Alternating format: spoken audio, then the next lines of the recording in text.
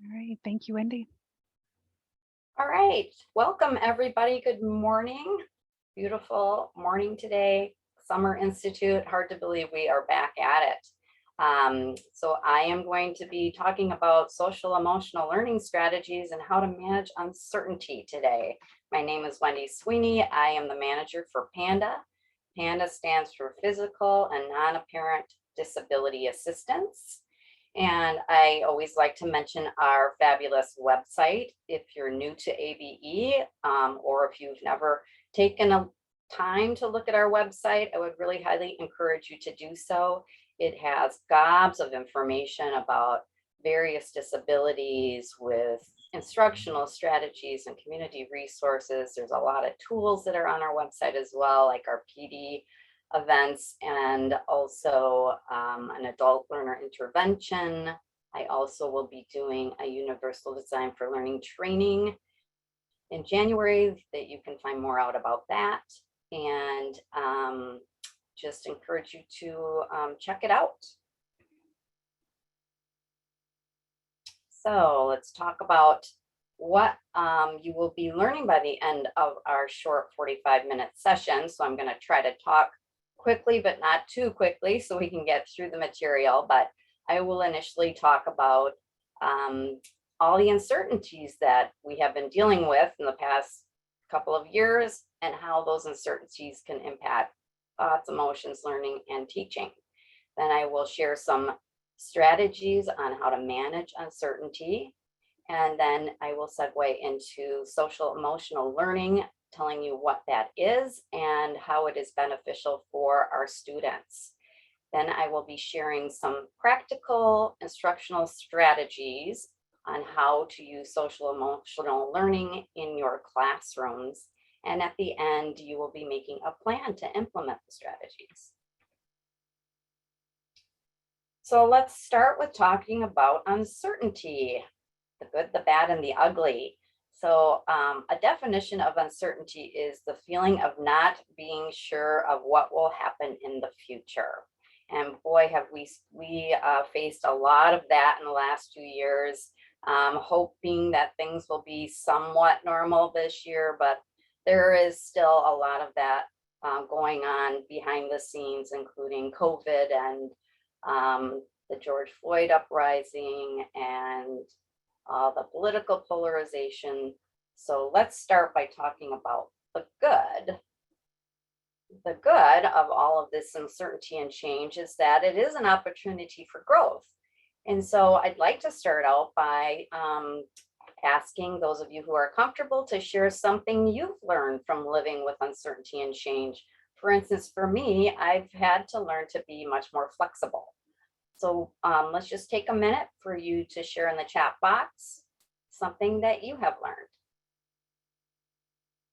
Take a minute for that. We're finding a few things already here, Wendy, that someone says I don't have to control everything. I have to be able to adapt, sometimes very quickly.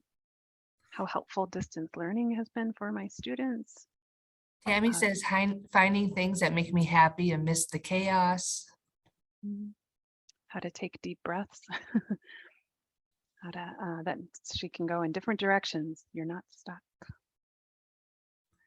Distance learning has helped bring more students in. Loss in one area can gain in another. I had to learn technology skills. Learn to reach out more to others to help or for opinions more often. Jessie says growth in my personal faith. That's helped me to lean on my family, to never give up, the importance of practice that reduces in response to stress. Take deep breaths always. More certain that uncertainty is simply a part of life, says Lee. Isn't that the truth? Well, that's fabulous. Thank you for sharing, everybody. I'm glad that there has been some growth for many of us. Sometimes we've had to be pulled into that growth, like learning how to do Zoom and teach online, for instance. But at the same time, I think you do also learn once you're kind of forced into learning it, it has been beneficial for many people. So that's great. So let's talk now about the bad and the ugly, which is kind of this lack of resolution that seems to be a part of uncertainty. And I just wanted to highlight 3 different areas in regard to this. First is compassion fatigue, and that really applies, that can just be a feeling of burnout from that emotional overload of helping students. And teaching can be quite a stressful profession. And so I want to acknowledge and thank all of you for what you've gone through and how you continue to have to make changes in your instruction. And just being careful about not overdoing and setting some boundaries with your students and taking care of yourselves. So that has really impacted some of this uncertainty, all these program changes. Secondly, COVID. Oh, we're so tired of it. I am really fatigued by it. I'm sure you all are too. Who knew that in the beginning when we first had the shutdown? I mean, I think we all thought this was only going to be a couple of weeks, and who would know 2.5 years later? And I think the longer it's gone on, the harder it's been to tolerate. And it is still going on. We're still mutating. People are still getting COVID, but thank goodness we have vaccines and we have antiviral meds and all kinds of tools that are helping with it. But that fatigue can be wearing, and I'm sure it's on a lot of people's minds as we move forward. Last point I wanted to talk about is these differences of opinion. There's a lot of polarization in our country right now, and it's very unsettling. And I do think, even though we have the gift of having all this information that we can access, I think sometimes you can get overloaded, this 24/7 constant stream of information, whether it's social media or news channels. I mean, think of like all the channels on the television now. I mean, I can't choose what to watch. Too many choices. So just being careful about that overload, and I'm sure that's just going on with students as well, trying to decipher where the truth lies, and that, determining what the facts are is really important in teaching as well. So let's talk about a few ways to manage uncertainty and change in our lives. And these are some strategies you can use for yourself, or you could also teach your students about. So the first one is just identifying some of these triggers. What are the things that kind of set you off? Is it program changes? Is it politics? Is it negative news? What are your triggers? You need to pay attention to it. Sometimes it's very unconscious, but when you get riled up, that's an idea of what a trigger is. So being able to be aware of it and name it to tame it, I think it's really important, to just being able to identify those triggers, so then you can figure out what to do about it. Secondly is, we all have this internal dialogue going on in our minds.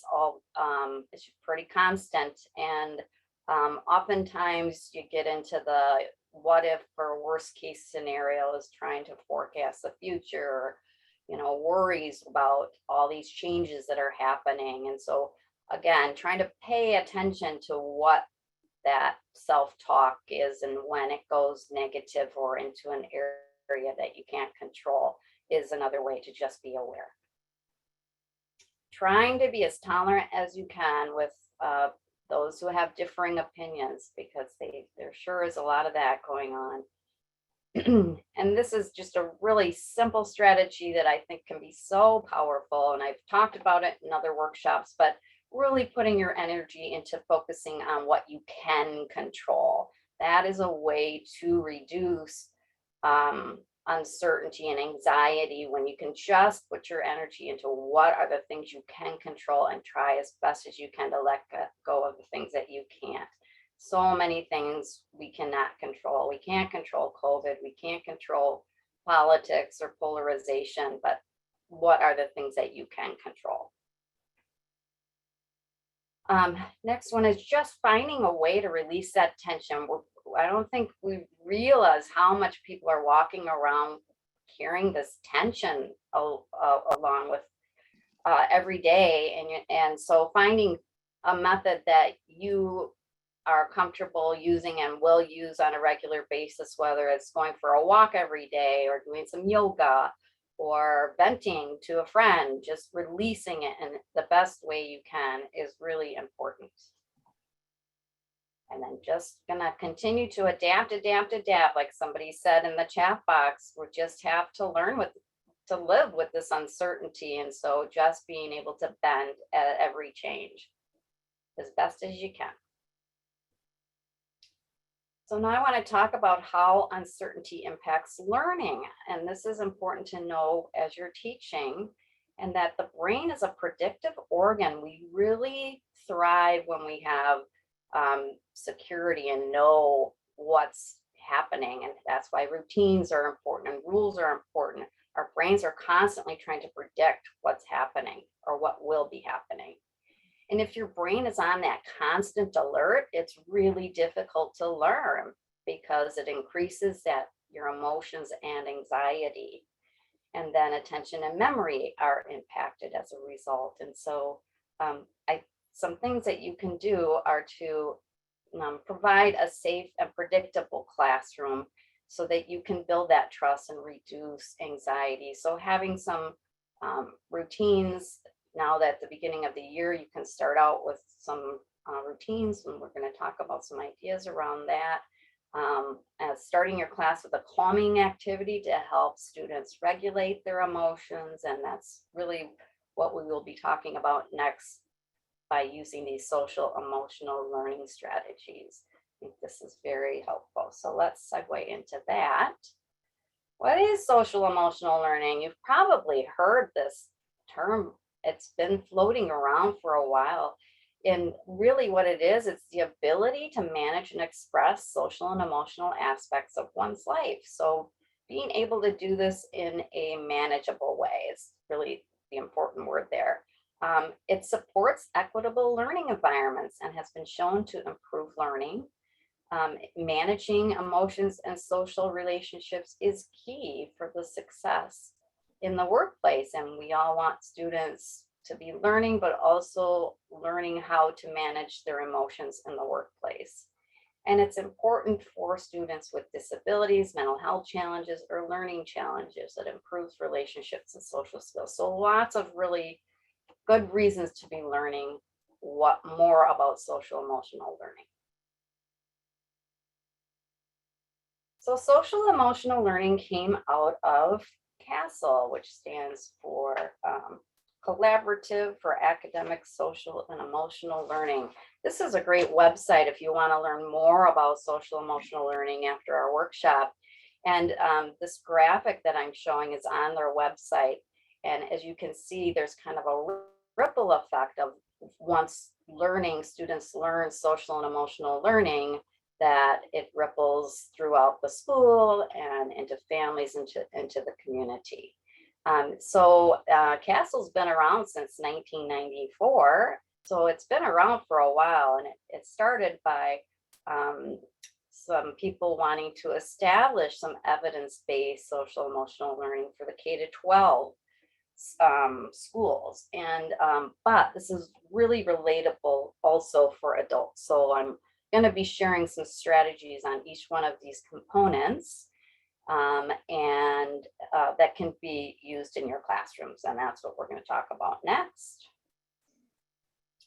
So the first component is self-awareness, and that's just understanding your emotions and thoughts. So I'm going to share some ideas here, and I want to mention too, I forgot to mention the participant handout that Patsy put it in the chat box. If you didn't see it on SCED under my workshop, there is a participant handout. And if you didn't get it, you can get it in the chat box here. But it is kind of structured. It has all the links that I'm going to be sharing, and also fill in the blanks for what we're talking about today. All right, so first strategy is using some kind of a feeling word wheel or emoji mood chart. And this might sound kind of simple, but depending on your level of student, either using an emoji mood chart, or there's all kinds of feeling word wheels. If you go into Google Images, you'll find tons of feeling word wheels. Some are simple, some are more complex. But again, it's just identifying, asking your student every day, how are you feeling today? Let's put a label on it. Just getting a sense, so you have a sense of where your students are every day, and them becoming more aware of their emotions. Another idea is to do a community building activity in the beginning of the year. That's always a great thing to do, but some kind of either a writing project or putting a class video together, or maybe even a collage where the classroom can express what they've been through with all this uncertainty and change in our world. It's just another way to express it and to use it as a learning opportunity as well, and share that they're not alone. And the third idea I have are these essential coping skills cards. I found these on Amazon, and I think they are really cool. They are geared towards adults, and a lot of these cards that are out there are really more simple for children. But this is applicable for all ages into adulthood. So I think they're great in the sense that the cards are made up of actually a deck for each one of the social emotional learning components. And so it could be something you could do like one a day, or you could do with pairs, or you could do it once a week, where you could pull a card and do a short activity. They don't take long. Like for instance, one of the ones on one of the cards, it says to connect with your senses by naming one thing you can see, one thing you can touch, one thing you can hear, one thing you can smell, and one thing you can taste. So just kind of, again, connecting to those emotions and thoughts. The second component is self-management, how to go about managing emotions, thoughts, and behaviors. And one of the ideas, we kind of talked about this before, what focusing on what you can control. This is a visual you could use with your students, whether you use the circle of control or just have them write down what they can control and what they cannot control. This can be very powerful. But the circle of control just is a visual way of where the middle circle is what you can control. The outer circle is some things you have influence over, and then the outer circle are the things that are out of your control. Second idea is using music to connect with emotions and see how you can manage them. Our songs, music really actually uses a part of your brain that nothing else does, and it does emote emotion. So, but what I mean by a song mood chart is just making a simple chart where you could ask students, name a song that makes you want to dance. Name a song that brings you joy. Name a song that makes you smile. Name a song that makes you sad. So that you can, they can identify with the song, and then you could play a song a day about a specific emotion, or some thoughts around ideas for using music. And the last. We have one question, Wendy. Sorry. Oh, sure. Do you have an example of the community building collage activity? Someone's asking that. I don't have an example of it, but I'm going to be showing some more strategies here with links to sites that you could get some ideas. Okay, But thanks. good question. Thank you. The last strategy in self-management that I'm going to suggest is called STOP. which stands for Stop, Think, Options, Plan. So when a student is becoming overly emotional, this is a great strategy to teach students to stop and calm down. You want to calm down because when emotions are high, rational thinking is taking a nap. So it's just all emotion. So you want to stop, calm down, think about what happened, and think about some options on how you could react differently next time, and then come up with that plan. All right, moving on to component number 3, which is social awareness. And that's understanding other people's perspectives and having empathy. And I want to mention a workshop I attended a year or so ago, was put on by a woman named Patricia Irwin, and I want to give her some credit here. She did a webinar on links about social emotional learning for adult students, and it was a fabulous webinar. And I reached out to her to ask her if I could use some of her ideas in my workshop, and she so graciously agreed. So a lot of these links come from her. So one idea is to show some YouTube videos about empathy, and there's a lot of them out there. I'm giving you an example here. We don't have time to watch it today. It's only about 4 minutes, but you can check this one out when you have a few minutes, and then also you could look into other ones if that's not one that you think would work for your classroom. Another idea is reading books about different cultures, backgrounds, and views. And this, I'm going to go into this link. Hopefully you can see this on my screen. Can you see this Edutopia on the screen? We sure do. Okay. Okay. So you've probably heard about Edutopia. This is a great website that has all kinds of information, but this link takes you to diversity books, and it's all by grade level, which is great. So depending on what level you're teaching, there's some great ideas for books in here that you could be using in a lesson with your students.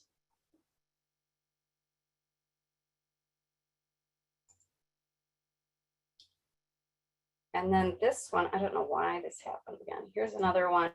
This is for an art. This is when I was when you asked about collages, this is just another idea where you can use art.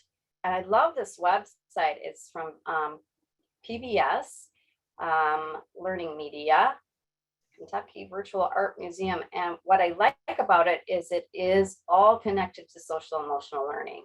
And so, for instance, there's tons of art pieces in here, and you can just peruse and decide which one you'd want to use for an activity.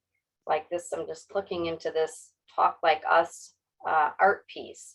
So they study the art, and then they have all kinds of support materials for teachers. They have background reading on the art, and then discussion questions that you can be using with your students. They have an activity that you can use with it. And then there's also support materials to use with the students, or they can just give some questions about the art. So this is another really great resource.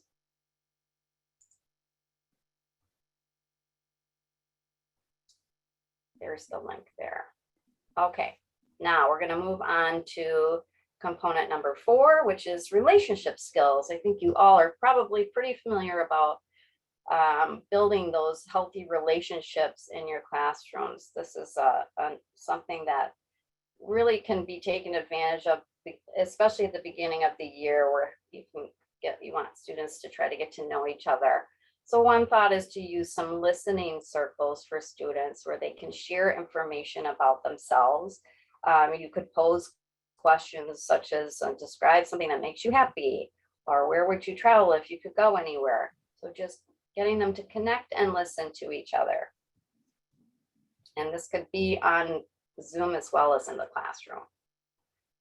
And then always wanting to keeping it kind of lighthearted. You want, this relationship skills to be fun and lighthearted as you're building community in your class.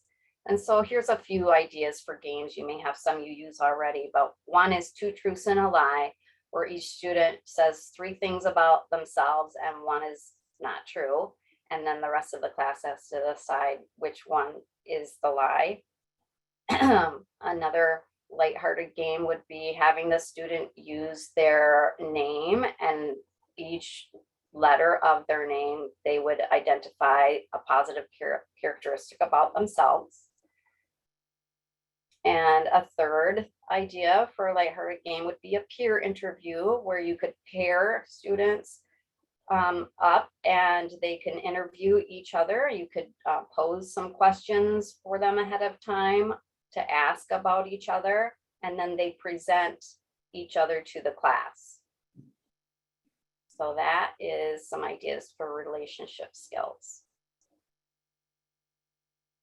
The fifth and the last component is responsible decision making. So demonstrating some problem solving and critical thinking skills. And this also comes out of CCRS. So this will go fix right into that. So some thoughts around that would be to ask students to share problems they've overcome and how they've solved them. Our ABE students have had to face many, many barriers in their lives. And so I think them sharing a time when they were able to solve a problem is a good way to inspire other students. You can ask students to set some short-term attainable goals. Now is a good time to do that. So SMART is one of those short-term attainable goal method, I guess you could use to set some goals, sorry. And that stands for specific, measurable, achievable, and relevant. And then the last idea I have is using a choice board. This is something I suggest in my Universal Design for Learning training, and it's just an opportunity for students to demonstrate what they've learned and getting to choose how they will go about demonstrating what they have learned. So giving them that choice where they can do an activity that fits with their learning style. All right, how are we doing on time, Patsy? So it's just now 9:30. Okay. Another 15 minutes. Great. Okay, so can we do 10 minutes? Yeah, let's do 10 minutes in groups.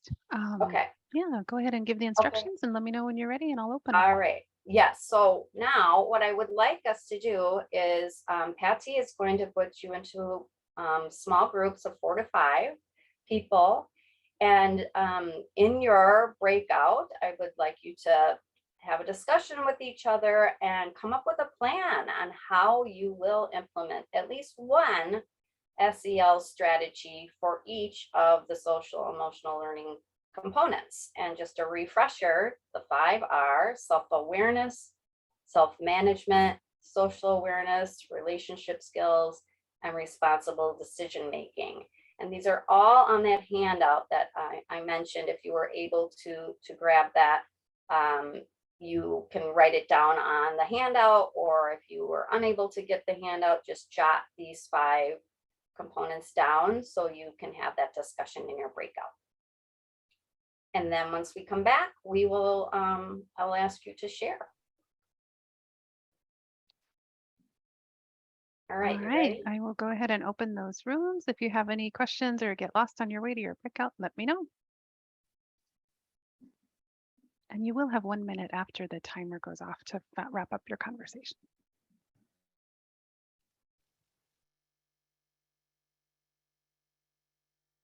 And you should see an option to join. If you're having any trouble, let me know.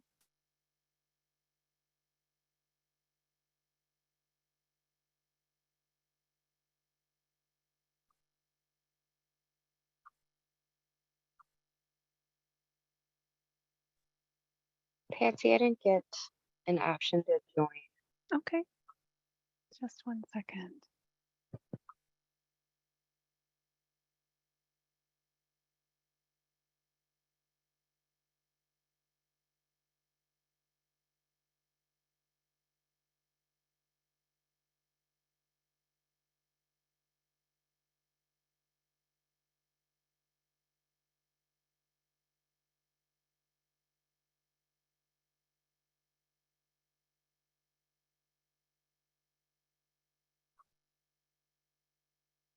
those of you who are still here in the main room, you should see an option to join. Let me know if you're having any trouble.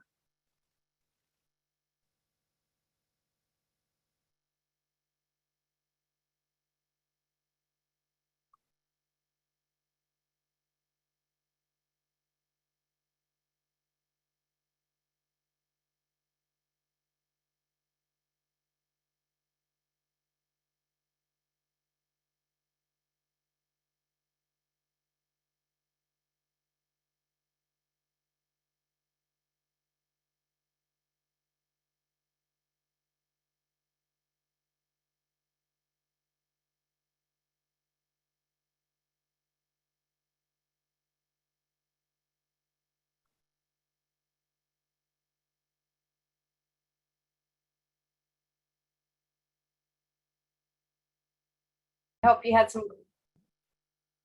had some great discussions in your breakout session. And now I'd like to give you an opportunity to share.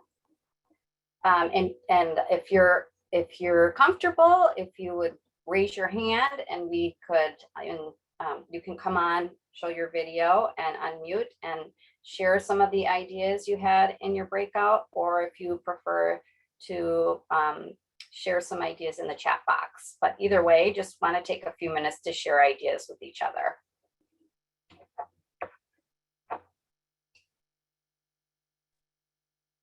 Don't be shy. Feel free to raise your hand and we'll, oh, we do have a hand up.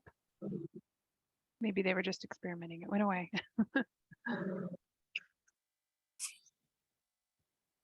Oh, Hi, Joan. Oh, you got me. Hi. Hi. So we had a great discussion, and the one I work in a correctional facility, and so it's a little bit different with security. But one of the things that I really liked that someone said, and I'm sorry I don't remember their names. She said just to have the students sit in a circle, and that's so much more conducive to sharing and the unity. And I like that. And one of the other women said to talk about, like, it's always like National Frozen Yogurt Day or National Peanut Butter Day. And our ladies are aware of that because that's put in the memo of the day every day, that's put there.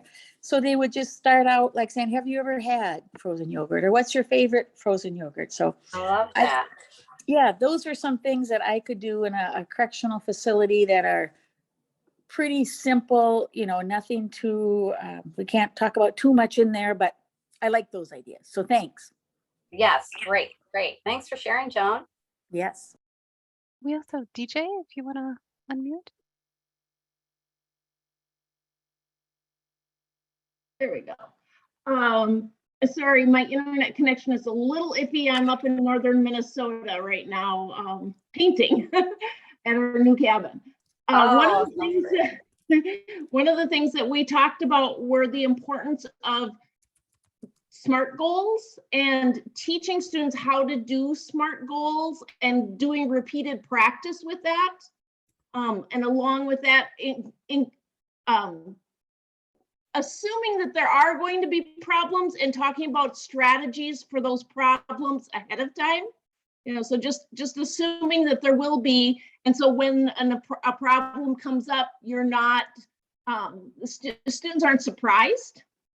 I actually would have them write, you know, short paragraphs on how they were doing on their SMART goals and ask them what problems they had, and then, you know, how they could solve it. And if they hadn't had any problems, what problems might have they had and how could they solve it? And so getting that problem solving mindset is really crucial. I love that. That's a great idea, DJ, where you're kind of forecasting what might happen so that they're prepared instead of surprised and frustrated. All right. Wendy, we're about at time, but I encourage people to take a look at that chat. There's some other good ideas being shared.